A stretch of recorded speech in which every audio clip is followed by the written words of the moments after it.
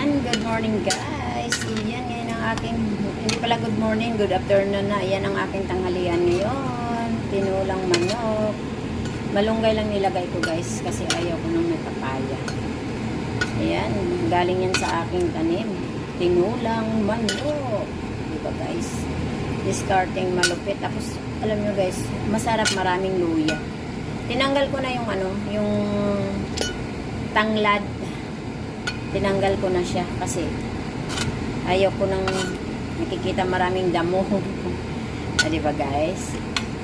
Ganyan lang, diskarte lang tayo. Ganyan, pag gusto ko kumain talaga, nagluluto ako. Kaya masarap talaga pag may tanim. Pag may tanim ka, talagang